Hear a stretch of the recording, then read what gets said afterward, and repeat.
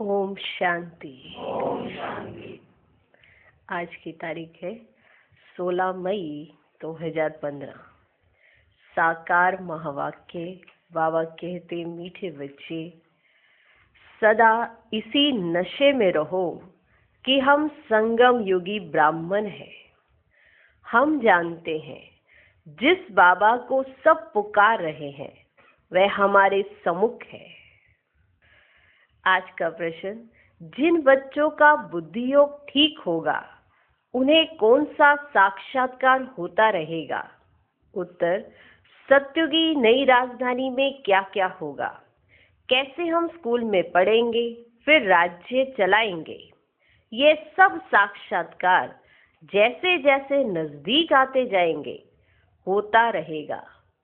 परंतु जिनका बुद्धि योग ठीक है, जो अपने शांति धाम और सुख धाम को याद करते हैं, धंधा धोरी करते भी एक बाप की याद में रहते हैं, उन्हें ही ये सब साक्षात्कार होंगे।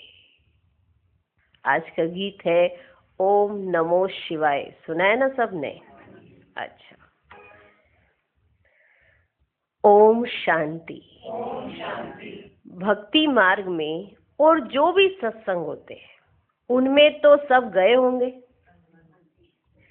वहां या तो कहेंगे बोलो सब वाह गुरु, या राम का नाम बताएंगे। यहाँ बच्चों को कुछ कहने की भी जरूरत नहीं रहती। एक ही बार कह दिया है, घड़ी घड़ी कहने की दरकार नहीं। बाप भी एक है, उनका कहना भी एक ही है। क्या कहते हैं? बच्चों, मामेकम याद करो। पहले सीख कर फिर आकर यहाँ बैठते हैं। हम जिस बाप के बच्चे हैं उनको याद करना है। ये भी तुमने अभी ब्रह्मा द्वारा जाना है कि हम सभी आत्माओं का बाप एक ही है। दुनिया या नहीं जानती। तुम जानते हो हम सब उस बाप के बच्चे हैं। उनको सभी गॉड फादर कहते हैं। अब फादर कहते हैं, मैं इस साधारण तन में तुमको पढ़ाने आता हूँ। तुम जानते हो बाबा इनमें आए हैं, हम उनके बने हैं। बाबा इनमें आए हैं, हम उनके बने हैं। बाबा ही आकर पतित से पावन होने का रास्ता बताते हैं। ये सारा दिन बुद्धि में रहता है। यूं शिव बाबा की संतान तो सब है, परंतु तुम जानते हो और कोई नहीं जानते। तुम बच्चे समझते हो हम आत्मा है। हमको बाप ने फरमान किया है कि मुझे याद करो। मैं तुम्हारा बेहद का बाप हूँ। सब चिल्लाते रहते हैं कि पतित पावन आओ, पतित पावन आओ, हम पतित बने हैं। ये देह नहीं कहती। ये देह नहीं कहती कि हम पतित बने हैं। ये देह नहीं कहती, आत्मा इस शरीर द्वारा कहती है। आत्मा इस शरीर द्वारा कहती है। 84 जन्म भी आत्मा लेती है ना। ये बुद्धि में रहना चाहिए कि हम एक्टर्स हैं। बाबा ने हमको अब त्रिकालदर्शी बनाया है। क्या बनाया? त्रिकालदर्शी। आदि मध्य अंत का ज्ञान दिया है। बाप को ये सब बुलाते हैं ना। अभी भी वे कहेंगे, कहते रहते हैं कि आओ। अभी भी वे कहेंगे और कहते ही रहते हैं कि आओ। और तुम संगम युगी ब्राह्मण कहते हो, बाबा आया हुआ है। अभी भी वो लोग यही कहेंगे कि आओ, और आप संगम युगी ब्राह्मण कहते हो कि बाबा तो आया हुआ है। इस संगम युग को भी तुम जानते हो। ये पुरुषोत्तम युग गाया जाता है।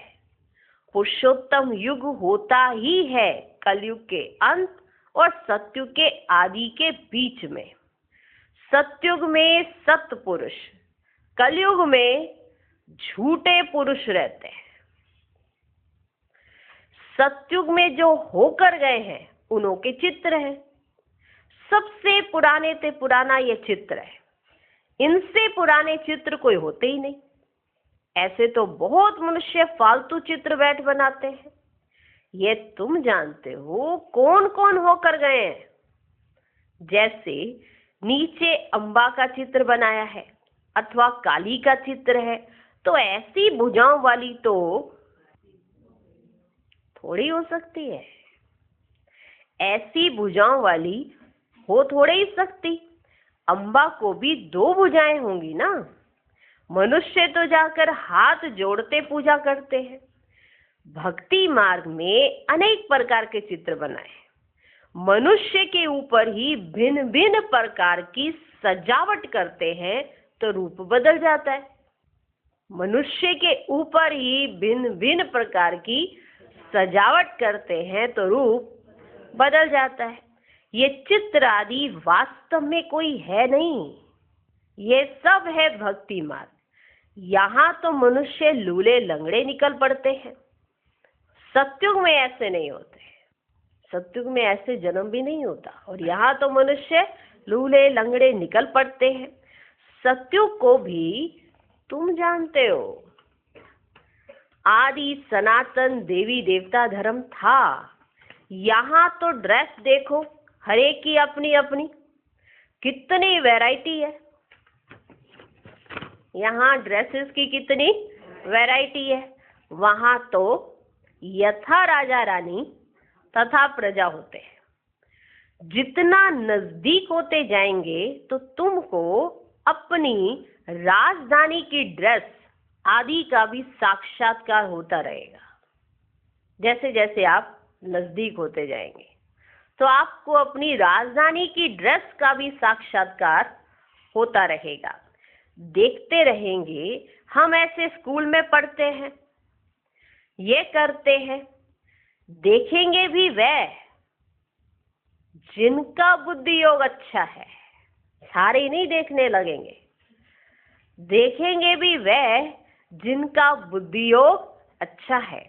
अपने शांति धाम सुख धाम को याद करते हैं। धंधा धोरी तो करना ही है, धंधा धोरी तो करना ही है। भक्ति मार्ग में भी धंधा आदि तो करते हैं ना। ज्ञान कुछ भी नहीं था, ये सब है भक्ति। उसको कहेंगे भक्ति का ज्ञान। वह ये ज्ञान दे ना सके कि तुम विश्व के मालिक कैसे बनेंगे। भक्ति का ज्ञान ये ज्ञान दे ना सके कि विश्व के मालिक कैसे बनेंगे। अभी तुम यहाँ पढ़कर भविष्य विश्व के मालिक बनते हो। तुम जानते हो ये पढ़ाई है ही नई दुनिया अमर लोक के लिए। बाकी कोई अमरनाथ पर शंकर ने पार्वती को अमर कथा नहीं सुनाई है। बाकी कोई अमरनाथ पर शंकर ने पार्वती को अमर कथा नहीं सुनाई है। वे तो शिव शंकर को मिला देते हैं। अभी बाप तुम बच्चों को समझा रहे हैं, यह भी सुनते हैं।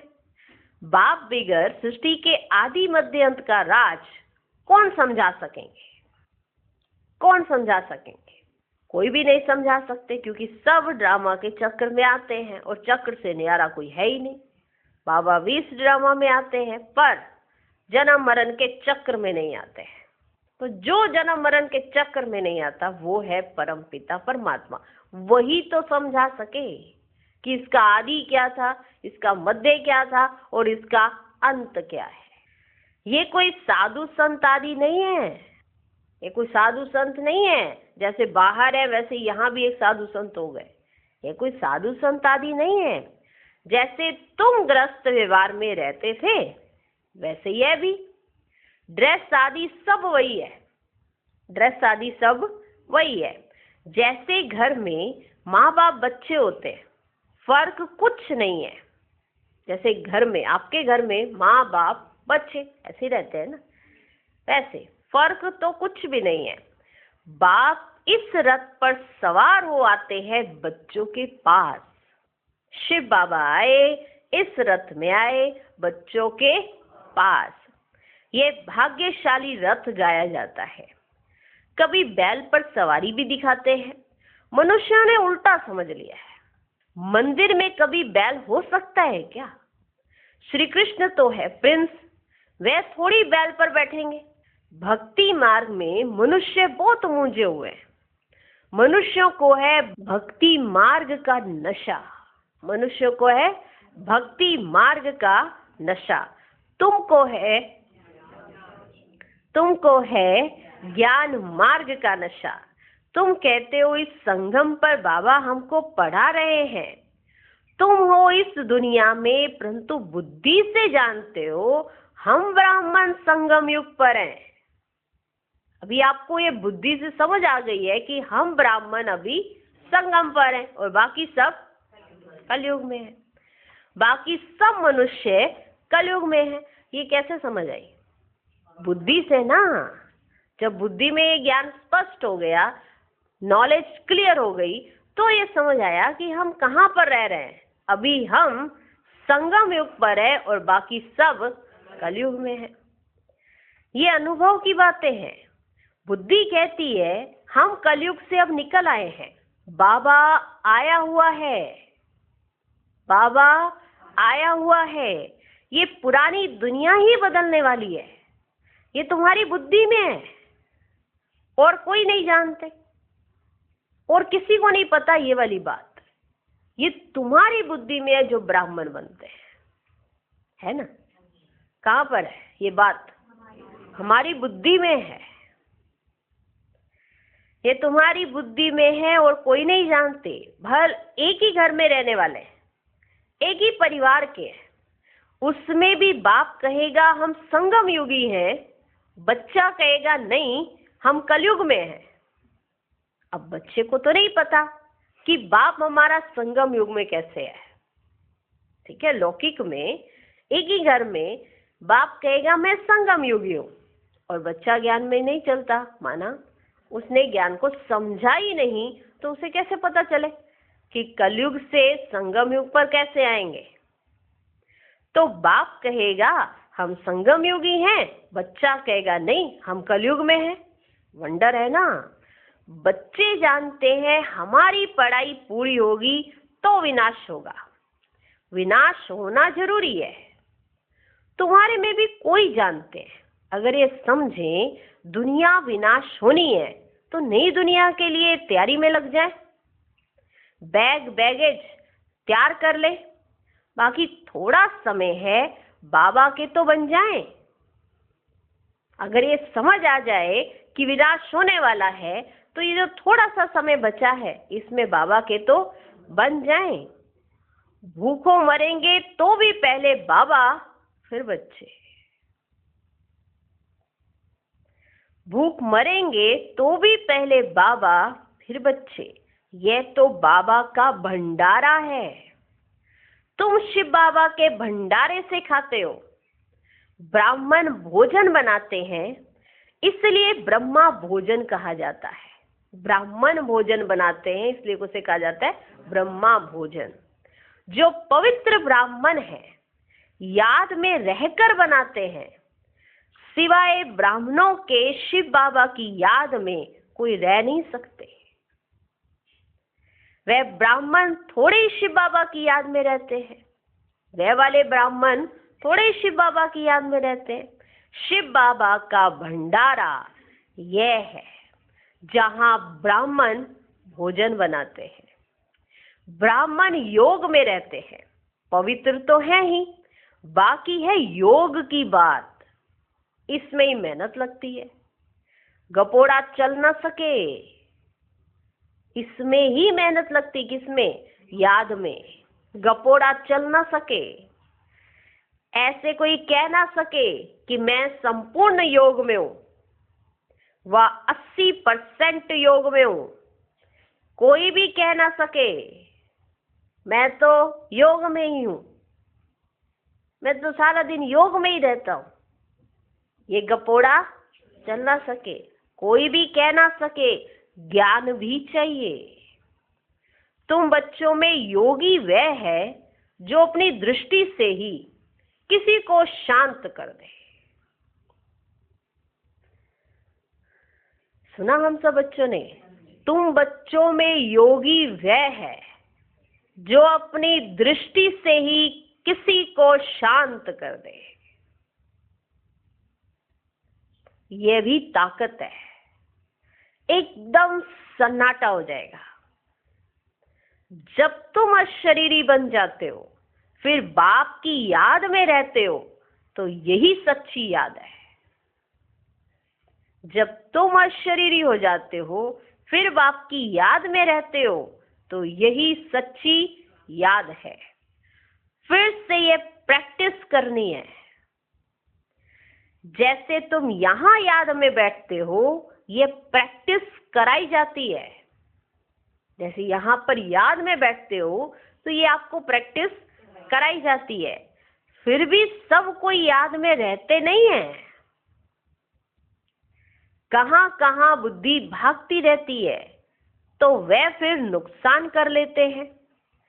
यहां संदली पर बिठाना उनको चाहिए जो समझें हम ड्रिल टीचर हैं। यहां संदली पर बिठाना उनको चाहिए जो ये समझे कि हम ड्रिल टीचर हैं, बाप की याद में सामने बैठे हैं। बुद्धि योग और तरफ ना जाए, सन्नाटा हो जाएगा। तुम अशरीरी बन जाते हो और बाप की याद में रहते हो। यह है सच्ची याद। जब आप आत्मा स्वयं अशरीरी हो गए और फिर बाबा की याद में चले गए, तो एकदम सन्नाटा हो जाएगा। यह है सच्ची याद। सन्यासी भी शांति में बैठते हैं। वे किसकी याद में रहते हैं? वे कोई रियल याद नहीं, कोई को फायदा नहीं दे सकेंगे। वे सृष्टि को शांत नहीं कर सकते, बाप को जानते नहीं, ब्रह्म को ही भगवान समझते रहते। वे तो है नहीं। अभी तुमको श्रीमत मिलती है, माँ में कम याद करो। तुम जानते हो हम 84 जन्म लेते हैं। हर जन्म में थोड़ी थोड़ी कला कम होती जाती है। हमने कितने जन्म लिए? 84। और हर जन्म में हमारी थोड़ी थोड़ी कला कम होती जाती है। जैसे चंद्रमा की कला कम होती जाती है ना, जैसे चंद्रमा की कला कम होती जाती है। देखने से इतना मालूम थोड़ी पड़ता है, लेकिन उसकी धीरे धीरे कलाएं कम होती जाती हैं। अभी कोई भी संपूर्ण नहीं बना है। आगे चल तुमको साक्षात्कार होंगे। आत्मा कितनी छोटी है, उनका भी साक्षात्कार हो सकता है। नहीं तो बच्चियां कैसे बताती हैं कि इनमें लाइट कम है, इनमें जास्ती है। ध्यान में गए, साक्षात्कार किया और फिर पता पड़ गया कि इनमें लाइट कितनी है, इनमें लाइट कितनी है। माना इनका योग कितना लगता है, इनका योग कितना लगता है। इनमें लाइट कम है, इनमें जास्ती है। दिव्य दृष्टि से ही आत्मा को देखती हैं। दिव्य दृष्टि से ही आत्मा को देखती हैं। कौन? बाबा कहते बच्चियां जाती हैं, साक्षात्कार करती हैं, तो वो कैसे देखती है? दिव्य दृष्टि से वो आत्मा को देखती हैं कि इनकी आत्मा की लाइट अच्छी है, इनकी कम है, इनकी जास्ती है। यह भी सभी ड्रामा में नूंद है। मेरे हाथ में कुछ नहीं है, मेरे हाथ में कुछ नहीं है। ड्रामा मुझसे कराते हैं। यह सब ड्रामा अनुसार चलता रहता है। भोग आदि ये सब ड्रामा में नूंद है। सेकंड बाय सेकंड एक्ट होता है। सेकंड बाय सेकंड एक्ट होता है। अभी बाप शिक्षा देते हैं कि पावन कैसे बनना है। बाप को याद करना है कितनी छोटी आत्मा है जो पतित बनी है, फिर पावन बननी है। वंडरफुल बात है ना, है वंडरफुल बात है। इतनी छोटी सी आत्मा पतित बन गई और इतनी छोटी सी आत्मा ही पावन बनेगी। है इतनी छोटी सी, कितनी इतनी छोटी सी, और काम कितने बड़े बड़े करने हैं। ओह, इतना बड़ा शरीर और उसमें इतनी छोटी सी। डॉक्टर भी टैबलेट देता है ना, वो इतनी सी छोटी सी दे देता है। इंसान सोचे इतना बड़ा शरीर और इतनी छोटी टैबलेट क्या काम करेगी। ठीक है ना।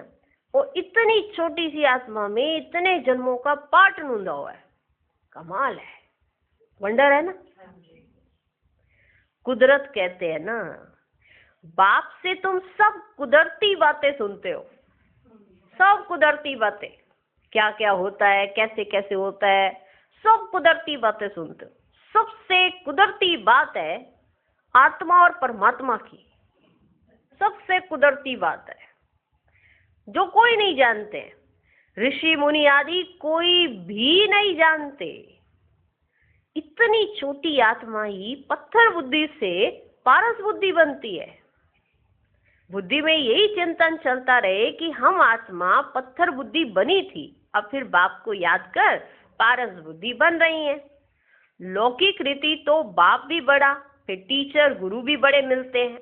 यह तो एक ही बिंदी, बाप भी है, टीचर भी है, गुरु भी है, एक ही बिंदी। सारा कल्प देहधारी को याद किया है, अब बाप कहते हैं मामेक कम याद करो। तुम्हारी बुद्धि को कितना महीन बनाते हैं, कितना महीन बनाते हैं। विश्व का मालिक बनना कोई कम बात है क्या? जब तक आपकी बुद्धि महीन नहीं बनती, विश्व के मालिक नहीं बन सकते। क्या बनना पड़े? बुद्धि महीन।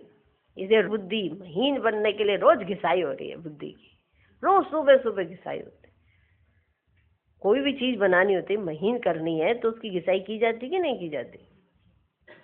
अब आपकी बुद्धि क्या बनानी है? महीन। रोज गुये गुये बातें सुनते हो, रोज कोई वंडरफुल बात सुनने को मिलती है, सब कुदरती बातें सुना रहे बाबा। सुनते सुनते बुद्धि महीन हो जाती है और फिर इसी महीन बुद्धि वाला विश्व का मालिक बनता है। विश्व का मालिक बनना कोई कम बात है क्या? यह भी कोई ख्याल नहीं करते कि ये लक्ष्मी नारायण सत्यु के मालिक कैसे बने।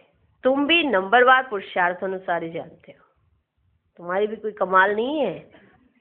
बाबा साथ साथ कह देते हैं, ये जो है ना लाइन, ये नंबरवार पुरुषार्थ अनुसार है, कैसी लगती है आपको?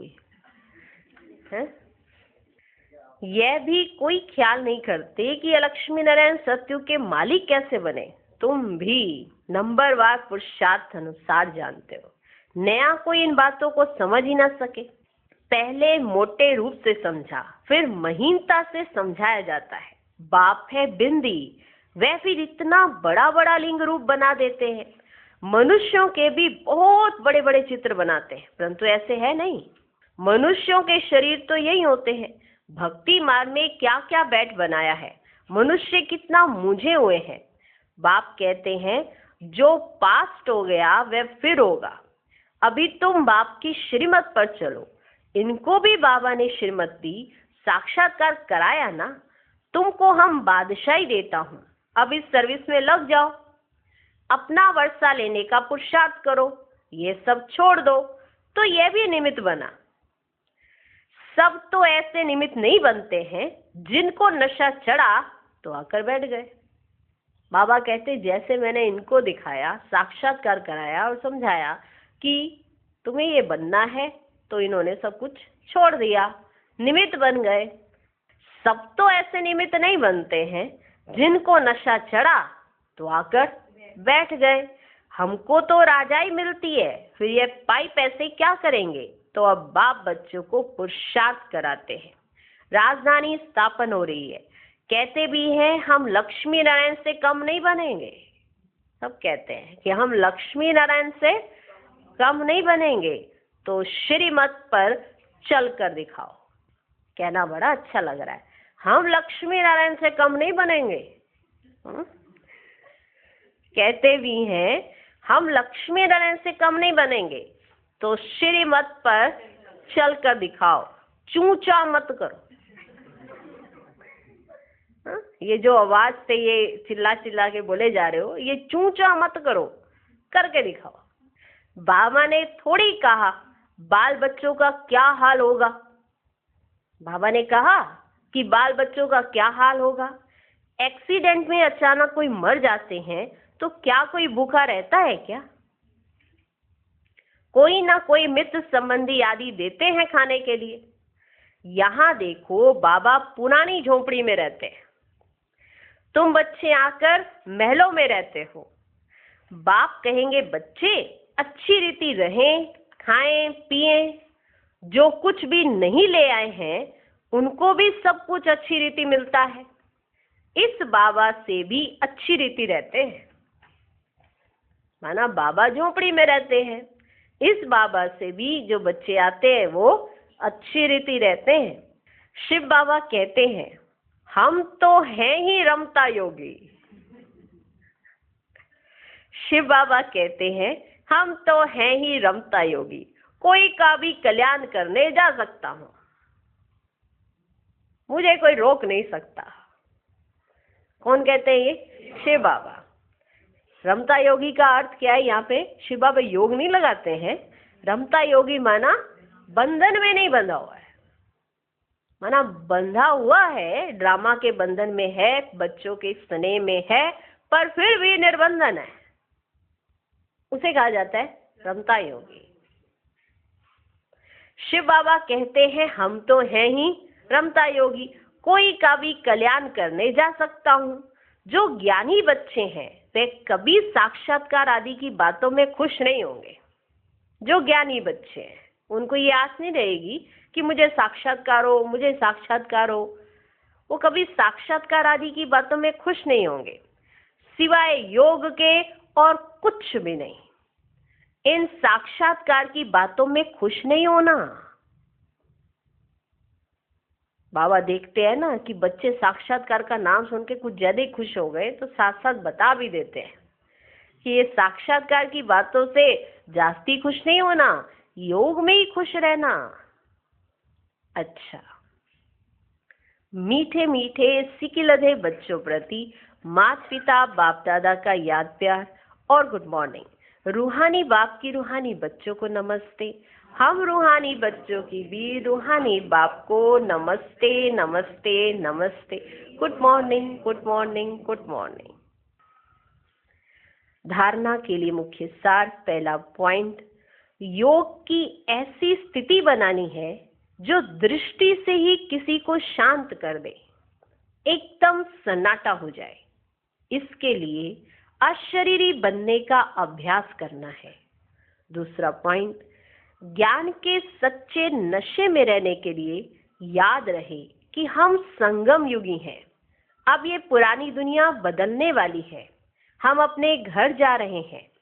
श्रीमत पर सदा चलते रहना है, चूं चा नहीं करनी है। आज का वरदान, वायरलेस सेट द्वारा विनाश काल में अंतिम डायरेक्शंस को कैच करने वाले वॉइसलेस भव। विनाश के समय अंतिम डायरेक्शंस को कैच करने के लिए वॉइसलेस बुद्धि चाहिए। जैसे वे लोग वायरलेस सेट द्वारा एक दूसरे तक आवाज पहुंचाते हैं, यहाँ है वॉइसलेस की वायरलेस। इस वायरलेस द्वारा आपको आवाज आएगा कि इस सेफ स्थान पर पहुंच जाओ।